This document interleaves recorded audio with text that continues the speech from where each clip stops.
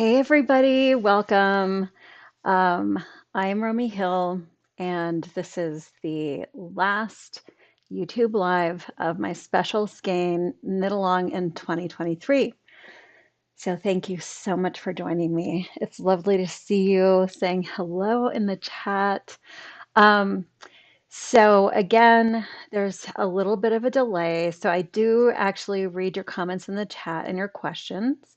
And but there'll be a little bit of a delay. So first, there's some delay of me getting to you, and then, of course, when you write the question, then I'll see it later on, and then I'll respond to it. So it takes a little bit of time, but I will respond to your questions. And there seems like there might be a little bit extra lag today.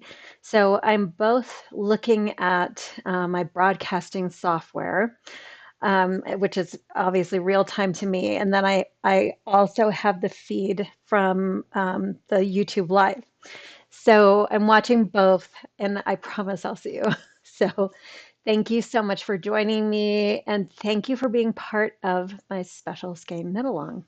So I had a special request, and that was to show the blocking of Peony Garden, which was the most recent shawl pattern in my Lace Lovers Club. So it is actually one skein. So I'm just going to run with that. And I am going to show you the blocking. So this is a V-shaped shawl. And I have some blocking pictures that I can show you. And then I'm going to show you on like a little teeny tiny V-shaped shawl what it would look like to be blocked. And then I'm going to show you a couple of projects I'm working on. I'm going to show you where I stand on my own special skein. So I'm in the middle of the bind off. I was kind of hoping that I would have it blocked to show you, but I had to put out a couple of little spot issues. So I didn't get that finished, but I will show you where I am on the bind off, and I'll also show you how the bind off is going. It's a reverse stockinette stitch I-cord bind off. And I love to use that on a lot of my shawls. So I'm just going to show you what that looks like, and hopefully you'll find that to be helpful on some of your other projects. So let's see. I know Sue is saying it's hard to believe we've reached the last episode so soon. I know. God, that month flew by. It went so fast. Okay, I'm just gonna transition over, and I have like a little tiny um, video queued up to show you some of my blocking pictures. So let's do that. So hopefully, so this is how I blocked it. So you can see, like in the center there, it's not a perfect circle when it's lying down and blocking, and that's okay. You don't have to make it a perfect circle. So let's see. Okay, so um, this is what it looks like when I block it out, like in the V shape. So I just set up my blocking mats in a V, and then I start pinning it out. And um, so you can see a little bit better there. I kind of even it out. I've run blocking wires along the sides of it and pinned everything out. You can see that's a little bit of a bigger view of it. And let's see. Okay, so here's what I was waiting for. Um, that's the center of it. You can see when you pull it out into a square, that center portion there with that circle is going to stretch kind of around the edges. And that's supposed to happen because it creates that circle in the middle of a square. So it's hard to see, but I have put a pin smack dab right in the center of that circle and then pinned it around on the side. So let's see if I can find better. Okay, so you can see along the side how I pinned it out. I just kind of stretched it at the side. So that part that you're looking at over on the left side, that's the little picots that are along the bind off edge. And I've just run my blocking wire through those picots and stretched it. So it's a little bit, it's a little, you can see in this one too, like up at the top there, it's a little more stretched out in that square area so that I could get a little bit more rounded edge in the center. But when the pins come out, that slight rounded area up there kind of just recedes back into the straight line of that V. Um, so do whatever you need to do with that square on the bottom to get that part in the middle, that little circular part, as round as you can get it. So the thing about this is when you're looking at the pictures, I think you've seen the circle looks very circular. So even though here it's a little bit misshapen, um, when you take it off the mats, it will look much better. So that's sort of in a nutshell um, what it looks like being blocked. And then I'm still going to do just a little bit of, I'm just going to show you what it would look like to block a like a little tiny V-shaped shawl. So I have a small one to show you. This one was one that I did for a class on Craftsy, and I have it here. So this, but it's a V-shaped shawl, just like Peony Garden. So this one is beaded, but it's the same idea. So let me just grab my little mat here. So here's my little tiny V-shaped shawl. So this has been kind of in my luggage for a while. So it's a little bit mangled, but like Peony Garden, on this side, on the two bind off sides for the square, it also has a slightly different bind off edge to the edging that continues along on the wings. So what I'm just going to do is I'm just going to take my blocking wire and weave in and out of this edge here. So this is very similar to Peony Garden. So you want to you want to pick up as many stitches here along the edge as possible. So you don't want any scallops along here. I mean, unless you do want scallops, which is totally fine too. If you want to add scallops to the edge of Peony Garden, you can just pick up, every inch or so, and when you stretch it out, it will actually block into a slight scallop. So that's what I'm going to do along this side. Same along the other side. So we're going to have these two blocking wires here. And then up at top, of course, also there will be a couple of blocking wires across the top. So it was difficult to see in the Peony Garden.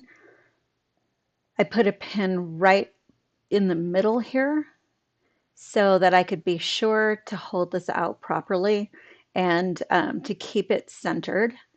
So when I pinned out these two sides with the blocking wires, that leaves this bottom portion here.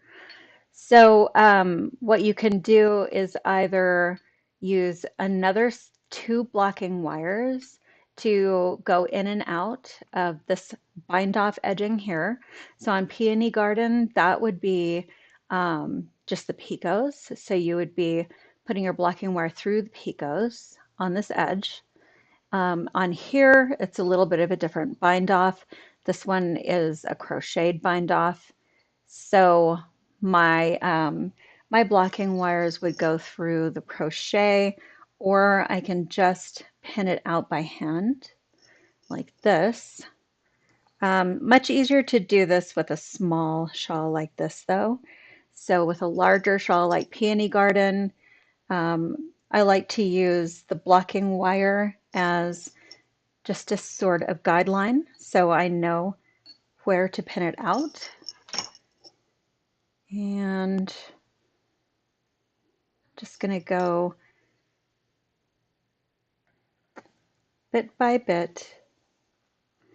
So the most important thing, of course, is just to keep this nice and stretched out and even.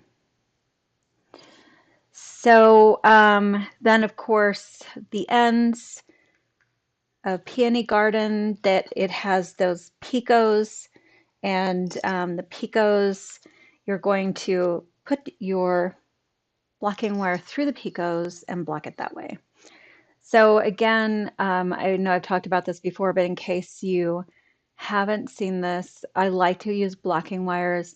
These are TIG welding wires. It's 100% stainless steel, and I believe this is about a 14 gauge. So you can find these at a hardware store, and they last forever. I have had these maybe for almost 20 years now. So they last and last, and super handy and very strong. You can also find flexible locking wires, and they're helpful as well. But these have been with me for a really, really long time, and I swear by them. And then you're just going to want to have um, T-pins like these. Make sure they're not rusted. Make sure there's no pitting or anything, because you can actually mark the yarn if you have any pitting or rust. And be careful if you are using naturally dyed yarns. Make sure to test your pins and your blocking wires for reactivity. If you if you're going to block a naturally dyed yarn, because this can act as a catalyst. And if there are imperfections and impurities, you can get spots on your yarn. So you want to make sure wet your yarn, just like take a little piece of your yarn, check for reactivity by wrapping your yarn, your wet yarn around your blocking wires and your T-pins. And then you should be fine. So let me see just a sec here. Okay, let me just clear this away. Okay, so many things. I'm just going to transition back here for a moment so you can look at my face while I'm playing with all of my stuff, like putting things away. Um, so my setup is like is small here, so I can do everything myself. So you'll see like some transitions that are not perfect by any means at all, just because I'm just doing everything myself. So okay, so and sometimes I drop things. So here is where I am on my shawl here. I'm binding off. You can see up here, I've started my bind off. I haven't gotten very far, um, but I am pretty happy with it. There's a couple of things I think that I'm going to mess with a little bit, and I think I'm going to start another sample of this. And at the same time, I will probably send this out to test knitters as well. So the fact that I am starting another sample, don't worry, it'll still get to you fairly quick. So no worries there. Okay, so I'm just going to transition over. And so, Sue, you were saying 14 gauge blocking wires. So, blocking but not locking. Yes, there are 14 gauge blocking wires, but not locking. Um, so I actually have calipers. It wasn't sold as 14 gauge, that TIG welding rod was not sold as 14 gauge. It was sold, I think, by millimeter. And but I have calipers. I have like jewelry making tools.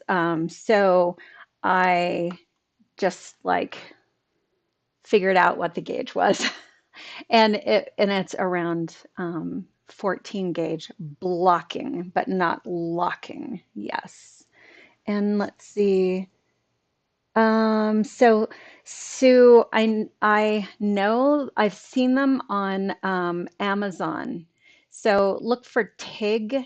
That's TIG welding rod, stainless steel, and you should come up with it. So if you search for 14 gauge wire, you will definitely get a whole bunch of craft supply results, and that's not what you want. You want the welding rod. So TIG welding rod, and you should come up with that. You should come up with it. So, okay. So let me transition through here. Okay. So here's what I have. I'm geeking out a little bit on this. So this is the tail here. So you can see as you go along, these little squigglies get longer and longer. And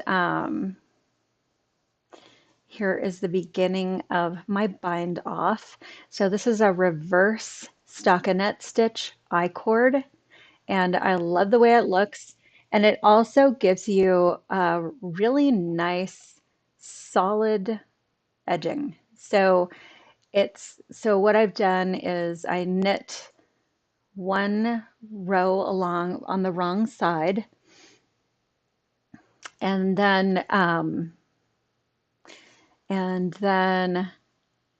I'm binding off on the right side. So you can see there's a little that purl bump row right under my bind off here. So I love the way that this stretches, and I love the fact that it's substantial. So it's not going to it's going to resist curling. So sometimes you will get some curl, but it does resist curling really well. I'm just looking for questions here. And then Marianne asks, is there a size for the circle of the peony garden? No, I did not take a circular measurement. So it's really what looks good to you. So when you're blocking it out, when the overall dimensions look right to you, go ahead and adjust it so that you like the way it looks. So my approach to blocking is block it as hard as you can.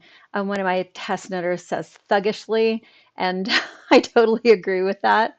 So your measurements are going to vary, and that's okay. What you're shooting for is the fabric and not the actual exact size of my sample. So you want the fabric to look right to you.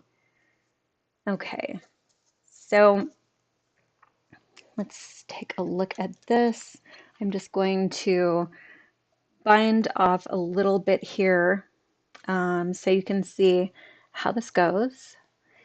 So an I-cord bind off, if you've ever done knitted on edging, it's a very similar thing in that you are using these stitches to bind off each stitch as you're going along.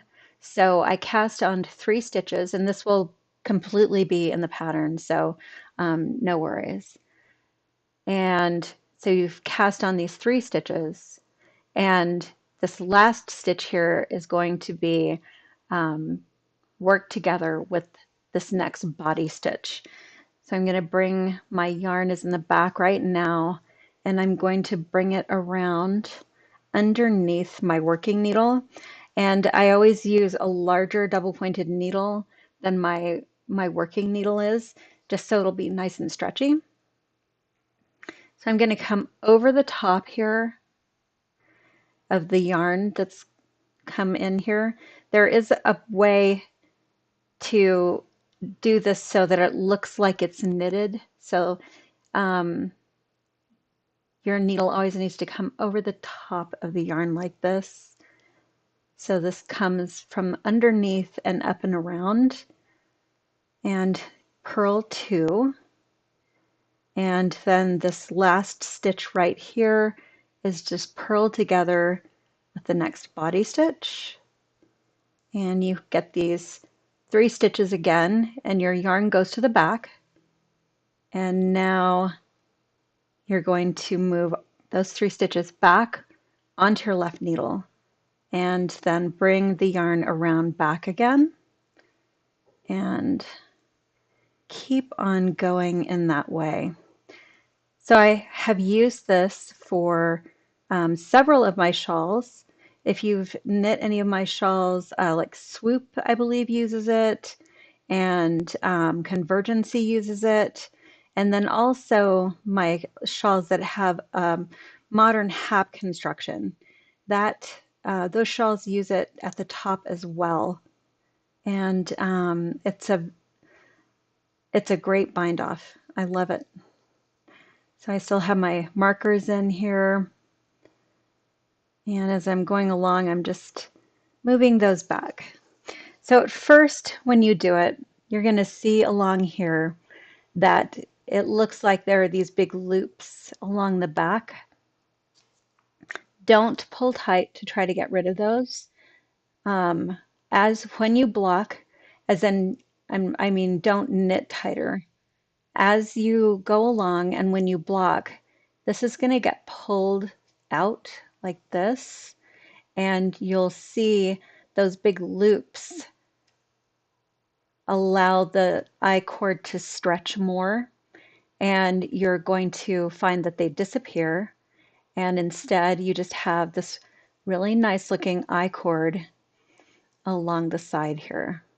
So once you're done with this, the other really great thing about this is you can run a blocking line right through the center of this. So I always take my blocking wire and I just stick it through the tube. And if you have a longer tube and you need a few blocking wires, just make sure that when you cross them over, you don't leave a bump or something like that. And it'll be nice and smooth. Okay, so let me transition back here. I know I have some questions. Let's take a look. So Sue, that is a great idea, actually. The pie dish, that's a great idea. It probably is around the size of a Pyrex pie dish, like not the fluted one, but the one that's just like has sort of a swooping edge to it. It probably is really similar to that size.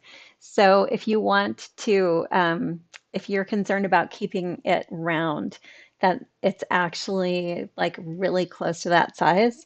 But like as I was saying before, though, even if you don't have the circle perfect, you will find that when you take it out, it will hang circular because all of your stitches are even in that circle. So that center motif wants to be a circle. It doesn't want to be misshapen. So you'll find that there's more leeway than you think there is, I promise. Let's see. Okay, other questions? Um, so E. Kelly. Okay, um, so for the amount of yarn that you would use, I would say it would be about, so when you do that last row, so you do one knit row before you do the I cord. it's going to be about 3 times the amount of yarn that you used for that last row. Because in essence, what you're doing is knitting 3 rows, but instead of them being like adding on to the shawl, you're knitting them into a tube. So about 3 times the amount of yarn for that last row. So, so that brings me to something else. I was knitting along and I weighed my yarn and I thought I was going to stop after 9 wedges and be really careful. But I added a 10th wedge on because I know I could get it out of my skein. So I did that because I weighed my yarn and I knew how much it weighs per wedge. But I am actually going to note in the pattern that if you're nervous and you don't like playing yarn chicken, that you might just want to do 9 wedges instead of 10. So I went for the 10th wedge. I'm pretty confident because of weighing everything, that I'll have enough to finish easily. But also, um, like slight differences in gauge and something like that, that can kind of magnify itself for more wedges. So just be warned. Um, it's really super adjustable, but when you adjust it, you just need to remember, if you don't feel comfortable playing with, using your whole skein, which is totally cool. Like some of us love it, some of us don't. Um, that's completely fine. I always suggest that you weigh your yarn, and because this is built in wedges, it's going to be easier to figure out exactly how much more yarn you're going to use. So what I did was I weighed all my wedges and then I left an entire wedges, like a little bit more than an entire wedges worth of yarn left for me to do that last row and my bind off. So I'm pretty confident that I'll be able to get it done. I'll be able to get my 10 wedges out of my 380 yards. So let's see. Let me see. So Marianne says, is the beginning of Peony Garden easy on the DPNs? So people have different opinions about that. Some people like to do magic loop. Some people like to do double pointed needles. Some people have wanted to do 2 circular needles. So whichever of those types of starts that you prefer, that's what you should use. A couple of people had some difficulties with the double pointed needles and practiced on yarn that was heavier. And that I think really helped a lot. So just to be able to get the double pointed needles going if you're not used to using them. So the other thing to remember is when you're starting something in the middle like that, don't worry about your stitches being uneven. And pretty much like when you're knitting lace, don't worry about your stitches being a little bit uneven because that is going to block right out. So you're used to maybe knitting cables or other types like garter stitch or stockinette where it's a tighter gauge and your stitches need to look nice and even. But with lace, with all of the yarn overs and all of the patterning, your stitches will look more uneven. And some people, like me, I have actually referred to unblocked lace as something the cat dragged in. Just remember that. So as you're starting in the center, remember your stitches are going to look uneven. Don't worry about it. Like just get past that center part. And if you are concerned about how it looks later on, you can just give it a little bit of a steam and see if it steams out. And you should be fine. So let's see, any other questions? Okay. Alrighty. So I'm actually working on a couple of other projects. If you follow me on Instagram, you have probably seen that I do a lot of little tutorials, and I'm actually like getting my YouTube channel up to snuff. But it's a slog. So I'm like working on getting all my thumbnails correct and like getting everything all fixed up. And but meanwhile, I have all these tutorials on Instagram, and people have really loved them. And so I decided to do some patterns that have those techniques in them. So the first one that I did was I did the Sierra Trail shawl. I don't have the sample with me. It's still at my local yarn store.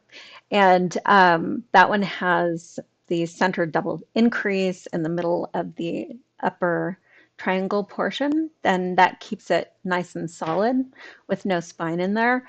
And then also it has an Icelandic bind off, which is so much fun because down at the edge, it's this really nice edge for garter stitch. So, of course, I decided people were asking me to do some of the ribbings and things that I was showing in the round. So I thought that would be a great way to um, design some hats. So to reach over here and get this. Um, I have a bunch of skeins of bread and butter yarn that they're really squishy and wonderful. And this is a new yarn that a Verb for Keeping Warm has come up with. This one is a bulky, and then there's also an Aran weight. So let me transition over here so you can see how squishy. It's super, super fluffy and squishy. It's really pretty. So I decided, okay, what better way to swatch things than to make hats, right? So here is my first one that I've made. This is actually, this looks like it's stockinette stitch on this side, but it's actually a 3x1 slip stitch ribbing. So you can see on this side, it creates this really cool chain looking stitch. And so this is the chain stitch that it creates on the other side when you do that slip stitch. So this edging uses both the long tail and the German twisted cast on to help cast on in a way that looks nice with the ribbing. And here we have the decreases up top here on that plain side. And I designed it so on the other side, the ribbing comes together. And yes, one skein will be enough for this pattern. So this is the hat I knit with it. I think here's what I had left over. So so it's more than enough, yes. And so there's one skein. Um, I also did a double skein here. I'm just going to transition back here. So I did a double skein.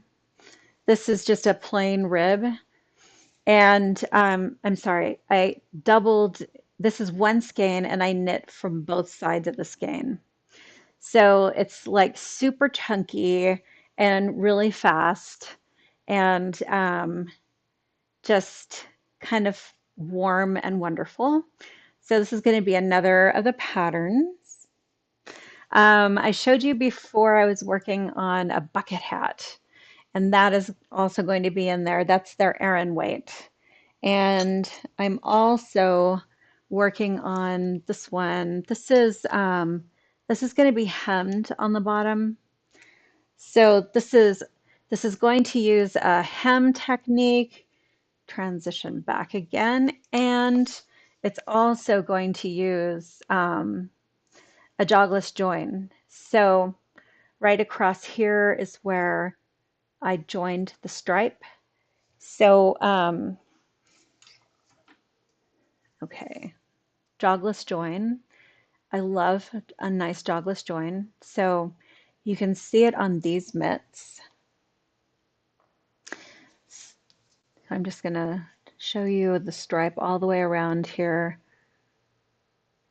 So for stripes, when you knit in the round, you're actually knitting a spiral. So that means that unless you do something to keep your stripes from kind of getting jaggy, you won't have perfect stripes like this. So I like to use a jogless join technique, and I'm going to show you on the other side. So you can see here where the stripes change on this side. And let's just make this. This is where they change right across here. And notice that you cannot see where it changes. So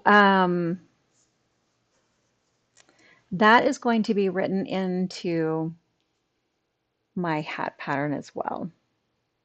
So, and these mitts are fun too. These are omrine, and they have a lot of little techniques in them.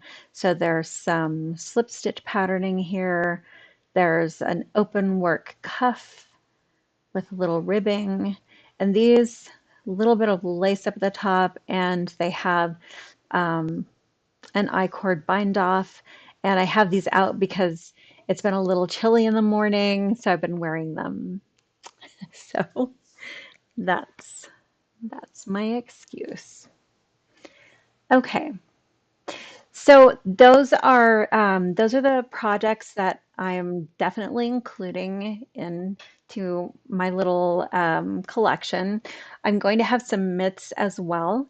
So, and I am definitely open to people asking me to add certain techniques in there.